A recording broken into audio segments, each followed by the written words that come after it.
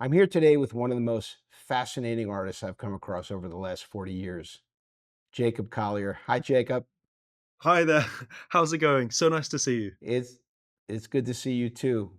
I wanted to start by saying that I was introduced to you by two of my favorite people in the whole world, and that was Quincy Jones and Herbie Hancock. Oh, Um, unbelievable. and and I just want to say right now, Herbie, I've been on his institute board for years, and Quincy was kind of my mentor in the on the business side. And it was so wonderful that because when they introduced me to you, I went and checked out as many things as I could, and I saw, and as I just mentioned, the fascination of your love for for music and all kinds of music. One of the things I wanted to ask you is, when people ask me what kind of artist is Jacob Collier, it's kind of hard to place a title on it or a genre. I call it real improvisational pop. What do you think? I like that one. I've heard so many different kind of renditions of what it is. I'm not exactly sure what I'd say to that. I think I grew up in a world where I never really thought there was much point in drawing lines between different things that I loved. I loved orchestral music, loved jazz, loved improvisational music. You could say rock and roll, folk music, electronic music. I loved dubstep and synths Mhm. and choral music I absolutely loved. And in some ways, like the voice was at the center of everything I ever made. But I never really thought about genre until one day when I was about 15 years old and someone said, "Hey man, what genre do you like?" And I had to sort of decide, I have to pick one, do I? One genre to master all other genres. And I didn't know what to say, and I still don't really know what to say. But I think elements of all of those exist. And I think the filter through which I place things I make and how I would qualify something as being ultimately Jacobian would really, I suppose, be to say that there's an element of humanity in there, and there's an element of joy and maybe of humor in there. It's kind of like incandescent music or something, things that shine and things that feel like they feel good to me, I suppose. And the other thing that came to mind when I think of having to describe what you do, it's sort of back to the future. I mean, I see that there's things that have never been done before, but there's a clear acknowledgement of the past and the greats. Ah, Um, how did that come about? Because obviously you've been doing this since you're a kid, yes. and the development of that type of skill and to hone that skill. What I like to say, sometimes is Einstein had a great quote, and he goes, "I'm not smarter than anybody else. I just spend more time on things." It seems Mhm. like, in addition to being very smart, you spend time on things because you seem to work extremely hard to get them right, and yet there's that improvisational part of it where it's spontaneous. Right, right. Oh, I mean, you're saying such lovely things, that I really appreciate. I think that the you could say the skill of incorporating the past and building the future is less a skill and more like a maybe more like a character trait in a funny way. I think that a lot of the stimulus and the motivation for artists and people to make things at all in the way that they want to and that feels right to them is much more a testament to who they are and what they're interested by and what makes them laugh and how weird they want to go and just what sparks them, what interests them, than any amount of a sort of skill that you can learn. There's a funny myth, I think, with education and learning anything, practicing anything, which is that kind of like the more like knowledge and information you pile in somebody's mind, the more interesting they'll become as a creative person. But it's actually just not true at all. And some of the most interesting creative people know relatively little of the building blocks of music, but it's the choices that they make with the blocks that they know that are so fascinating. And you think about, for example, a child and the way a child learns how to speak, and the child is surrounded by masters of a language, and ultimately given free reign to just mess about and see what's fun and what's going to light them up and light other people up. And so, I think in a funny way, the kind of attitude required to, you could say, be interested by things that haven't been done before is much less, I would say, a skill or a set of knowledge or informational based things. It's more of like an exploratory portal of just like interest. And I think I've always been drawn to things that feel kind of like wildly unknown yet ancient and familiar. There's that thing about music at its best, which is that you feel like you've always known it, but also you've never heard it in your life. And I think that at its best and most impactful and meaningful, music can do. It can speak to both of those parts of life, that the really ancient, old, traditional elements, and also the parts that feel utterly new. And I would say if I'd sat down and thought, right, I'm going to make things that I've that are really futuristic, that I'm going to blow people's minds. I'm going to be unprecedented. I'm not sure I would have necessarily come up with particularly interesting results if that was the reason I was doing it. But I think often I'll come up against something that I hadn't personally heard done before, like for example, modulating to a key that doesn't exist, or touring with a one man show looping system or whatever. That not because I wanted to make a point of doing something new, but because there was something behind that that I was interested in, like emotionally or even spiritually, that was such a magnet to my interest that I couldn't help myself but just give it a try. And some of those experiments work great, and the results are really cool, and some of them are weird and bizarre, and the results are really strange. But I kind of like think both are equally important in the exploration of the world of creating stuff. Well, the authenticity is something that I really kind of link to your music, and that is, I think when I look at it from where I sit, the secret to your success is the the authenticity. You put yourself out there, and I Mm. think people see that, and that's, I guess, vulnerability, but also that willingness to take chances. Um, I think people gravitate to that because it's real. Oh, thanks so much for saying that. I agree, and I think I was gravitated to such things when I was small, like people who were just like, "Man, that's so you. That's so Stevie Wonder of you, Stevie," Mhm. or "That's so Bobby McFerrin of you, Bobby." Like when people do things that just feel really, really connected to themselves. I think there's a true kind of inspiration within that. That when I was a child, it didn't make me want to be more like them. It made me more want to be like me. You know, and that's when I really know the inspiration's hitting, because it brings out stuff that was always in me. But in a way, in the last sort of year or so, I think I've thought, having sort of hit 10 years in the game, I've thought a lot about, well, how have I got to where I've got to? How has this all happened, and why me, and all these kinds of things. And it's hard to say exactly why things have happened the way that they have, but I think in general the world tends to reward an amount of fearlessness, which I try to purvey. But I also think that you can prioritize as an artist certain things over others. Some artists, for example, prioritize reach or exposure. Some artists prioritize like capital and money, and some people prioritize relationships and all sorts of things like that. But I think for me, one thing I've always treasured, and most of all with my audience especially, is trust. That's the most important currency of all as an artist, is trust. If people who know you and listen to you and work with you trust you, and I don't mean trust like they'll keep a secret, I mean trust like they will hold you to being yourself. They know you won't be anything other than who you really are. That goes such a long way. It goes much deeper than any one thing that you create, because I've made so much music over the years, and a lot of it is very contrasting. So some of my audience, for example, will gravitate more towards certain things I make than others, and other people in my audience will like the other thing that I make more. And you don't have to like everything I make to be a fan. You just need to trust me. um, Mhm. and that, I think, has always been something I've made active decisions around. And in some ways, it's the difference between engaging someone and moving someone. If you can reach into someone's spirit and really touch that and speak to that, even if it's fewer people, but the people who are there are really there. I think that travels a great distance. And we're in this really interesting, ever changing industry right now, where all sorts of new solutions are possible to the paradigm of being a successful artist. The idea of charting, for example, now is, I think, very, very old fashioned. And selling records, and even things like getting syncs, and the traditional ways that artists view their success. I think now an artist is successful if they have a group of people around them, however small or large that group may be, who believe in the essence of what that artist is saying, and maybe even understand it on a deeper level than the artist themselves. But I think the best thing an artist can do is just to say, look, this really feels like something that's me, and I'm going to put my attention and time. You mentioned time. I think it's so important to spend that time working out how to say who you are really.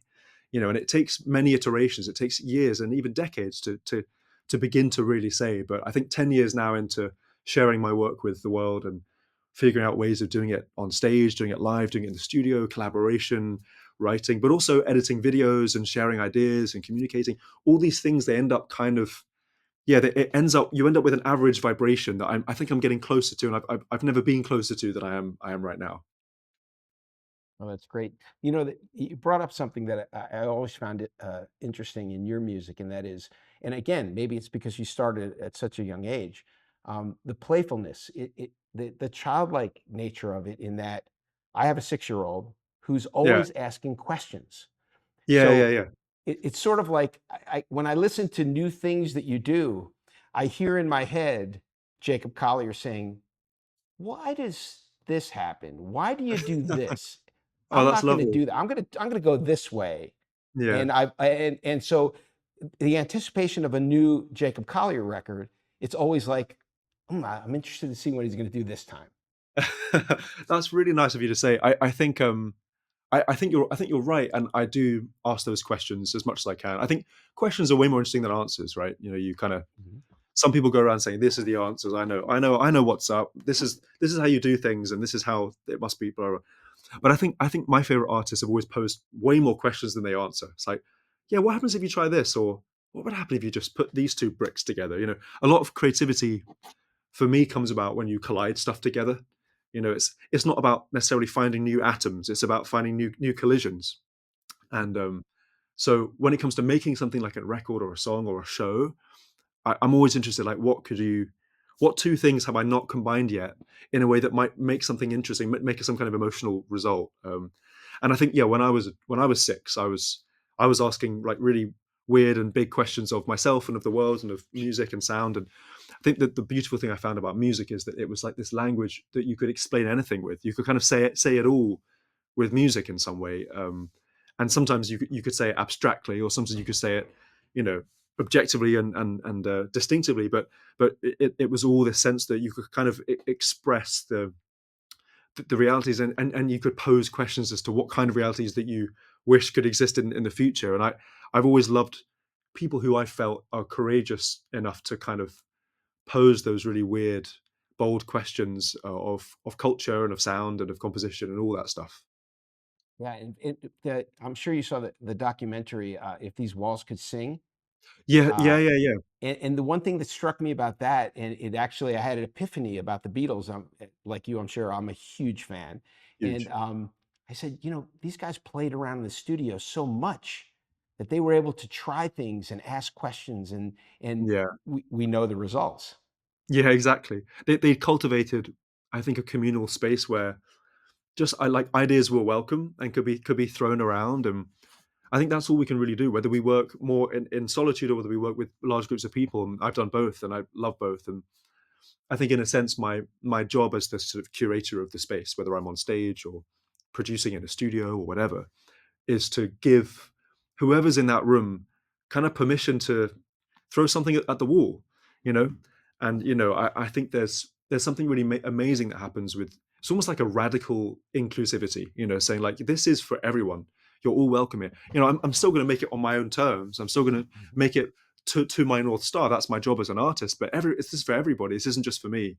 And I love the approach of yeah, just sort of like at the anything goes of it all. And I've really enjoyed recently trying to do that, especially from stage, because traditionally there's a sort of fourth wall between performer and audience, where the performer will say, right, this is my presentation, everybody, and everyone sits there, and at the end they all clap, and yeah, that's the end. But to me, it's just like music's not. It's way less serious than that. It's much more about community and fun. And so I think for me, I love the magic that can happen when you dissolve that wall and say, this is also you. You're also making the music. It's not just me. This is an exchange. And the things people feel that they can do when they feel comfortable and welcome to do things is can be absolutely amazing. So mind blowing and so far beyond what you'd expect of a group of a few thousand people to do as a collective, if they're just given the right container with which to express stuff. Yeah. When you're doing a live show, which I know you do so many, Yeah, and you're looking out in the audience at the faces of your fans, new fans and old, um, it seems like that electrifies you. One of the things that I had this conversation with Pat Metheny where I would go to some of his shows years ago and I would watch the audience Mm, because if he did something really incredible that maybe a sound or a thing you've never heard before, just to look at people's faces. yeah. What does that do for you when you're doing something? You can tell the audience is like, whoa. Yeah, it's a special thing. I've always been blown away by my audience because they are so dynamic, as well as being just like enthusiastic. They're so dynamic. I think what I mean by that is that they can get really, really quiet and listen to all the little tiny nuances and details and all the secrets that are hidden inside, or going really, really quiet, just waiting and leaving space. But then when necessary, where when we're in the club and when we're rocking out, they get so big, they get so huge as well. So there's an amazing sense, I think, that they all really love to listen, and I think I've learned about listening from watching them because they kind of hold space for each other in a really beautiful way, as well as holding space for me. And the thing with performing live, whenever it's at its best, I think for me is that there's always a sense of the unknown. There's always a sense of what's going to happen next. I don't know. Well, we'll find out.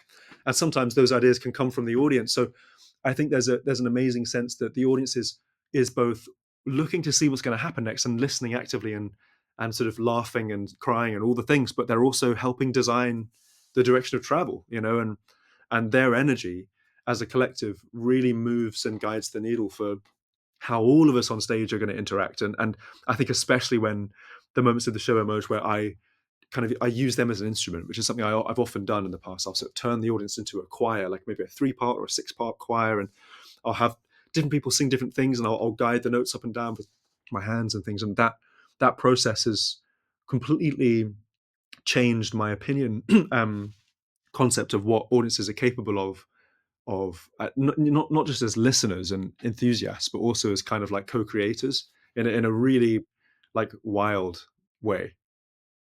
Yeah, speaking of rock, so Volume 4, Yeah, also nominated for a Grammy. I When I started listening to it, it started out more on the rocky side, and I was yeah, like, "Well, this is really interesting." And then one of the things that I thought of immediately, correct me if I'm wrong, I heard that almost like paying homage to progressive rock. I yeah, actually heard a little bit of Yes in there. for sure. Um, and I was like, wow, that's really neat because I haven't heard that side from you yet. Maybe you've done it live, but not on a recording. Yeah. Are you a prog rocker?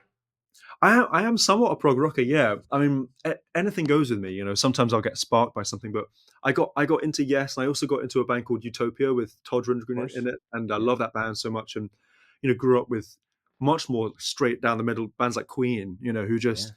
defined like magnitude and staunch kind of like fearless distortion, in the most amazing way. And so I was always kind of I found myself in it's actually towards the end of lockdown. I just became interested in what does it mean to reach intensity through those kinds of sounds, because in the past I've reached intensity in other ways, but Mhm. there's something about just going that just kind of feels so big and clear. So I was curious how to merge that with other forms of magnitude, and yeah, just really got myself excited by the challenge, and then yeah, collaborated with some really fun people on this album. Steve Vai being one of them, and Of course. Willow Smith being another, and Mhm. a band called Arch Echo being a Yeah, third, and Remy Wolf and I wrote a song called Well, which is on the album, which yeah, is yeah. also just it's a sort of a big old knees up, rock song really. And it's so fun to solve those problems. I mean, sonically it's interesting because with distorted guitars you have kind of like a frequency that covers all the ground. There's no that it's unlike anything else. If you've got an acoustic guitar or a shaker or a human voice or anything, there's space around that to find other instruments. But with distorted guitar, it's like the whole spectrum is just maxed out. So it was a really interesting challenge for me to figure out where to put other things like voices and kick drums and basses, kind of spectrally within that diagram. But when you get it right, it's like it feels like Oh, there's like a there's primal release. Yeah, there's nothing like I used to go see Yes perform live back in the '70s, Oh man, and it was you see, Steve Howe playing these guitar things where you're like, "That can people actually play that?" yeah, I didn't yeah, know that a person could play guitar like that, and that kind of electricity, that power, yeah. and yet so very musical. That's the thing. It's like it's intensity, but treated in this very human way. I think rock at its core is like really a human. It's a very very human release. It's a very human expression, and I think there's something amazing that happens, especially live with performing. I mean, you mentioned going to see that band live. I can't even imagine that in the '70s. That's crazy. But seeing even my audiences react in their way to when the rock stuff comes on, people really it's like this grin. It's like I'm alive, and it's a beautiful service to be able to provide to an audience in a sense. Absolutely. So on the new album, I also noticed, you had, Michael McDonald, uh, Yes, who is yes, just, he's such a legend that wonderful is. man and is such a brilliant guy and so humble, and So I humble. remember talking to him, a while back, and he said, well, he was so humble, he even went as far as to say, "Well, I'm not that good." I'm like, "Whoa, hold on a second." No, hang on, Michael. Stop Yeah, right there. Yeah. exactly. But that Um, now that the last piano riff on that track, "Wherever I Go," is that him on the it's not piano? it's not him actually. It's me, but it's me doing my best Michael McDonald impression. You did a Um, great one. You Well, fooled well, me. thanks a lot. There's an amazing thing that happens. I mean, so I recorded. I don't know if you can see this, but there's a Wurlitzer here that I Yeah. recorded for that song, which is really fun. And there's also piano here layered in, and but there's like a chorus effect that's on both of those things combined that just reminded me so much of those Doobie Brothers classic records. And Yeah. wrote the song and wrote it with my friends Lawrence, and then we thought, do you know what would be so crazy would be if Michael came on and just gave his inimitable magic. So I got in touch with Michael, and he was in Los Angeles, and he came to a studio, and we recorded for that song. And it was one of my favorite days ever of recording music, because it was just this amazing. Yeah, it's so kind of like, you're just fearless again, fearless to just go with it and try some stuff out. And obviously the absolute master of vocal stacking Yeah. historically. Well, so I'm old enough where I would buy Doobie Brother and Steely Dan albums when they came out, So and cool. Oh man. I just I couldn't believe it. I would play those albums over and over. I would literally wear out the grooves back in the vinyl era, Yeah, and that sound that Michael had became so emulated, where everyone wanted to have that sound in the '80s, exactly. and Yeah. Well, he was so important in that way. yeah, yeah, yeah. So what next? Obviously, this is your fourth volume and last volume in the series? It is indeed. I conceived of Jesse as a 4 volume project, and it's been about 7 years of my life. It's been quite an involved time. Um, I have like about a million ideas of things that I kind of want to do next, but I've deliberately not decided which one, because I think for the first time in a while, I might need some space to figure it out. Yeah. But there are the goal. I guess my goal with going into the project was, by the end of volume 4, whatever that looks like, I wanted to be ready to start my musical career, to sort of start my journey as a sharer of ideas and a valid contributor. So, and I do think in a sense I'm ready for that. I think I've learned enough about all the different forms of music making, and yeah, just kind of what matters, what sparks me, and how certain things are done. And I conceived of Jesse as this really deeply collaborative album. There's over 100 different musicians, artists, orchestras, choir members, all sorts of things on the record. But then there's also 100,000 people on Jesse Volume 4, who are audience members recorded all around the world. So it's like the most collaborative album I could sort of conceive of ever making, which is really quite exciting. But at the same time, I know that I'm not going to sort of outscale Jesse Volume 4 as a statement. I'm not going to sort of go even bigger, because there literally is no bigger. Um, but I think, I discussed sort of intensity. I think there are ways of creating intensity and telling stories, and making these intricate, towering structures of life and music in lots of different ways. So I'm curious to figure out and experiment with sort of other examples of things that can just feel human in other ways. But I've been so lucky in these last few years. I've met so many incredible people, so many amazing artists and collaborators and visual creators, and also just fans. And we're kind of all figuring it out together. No one really knows what's going on in the world right now, creatively or otherwise. But I think that there's never been a more important time to make things and make things with each other. And I just kind of feel like I'm one of the number. I'm one of lots of different people, and who each in their own way are trying to build this creative future that I think we all deserve to live in, which is one where we all have a voice, we're all welcome, and we just kind of have adventures and figure some stuff out. So I'm really I'm really inspired by the world and the people in the world, and I'm really grateful, and I'm really excited at the kinds of potential for what could come next. Yeah. Well, we are very grateful for what you do and that we enjoy your work.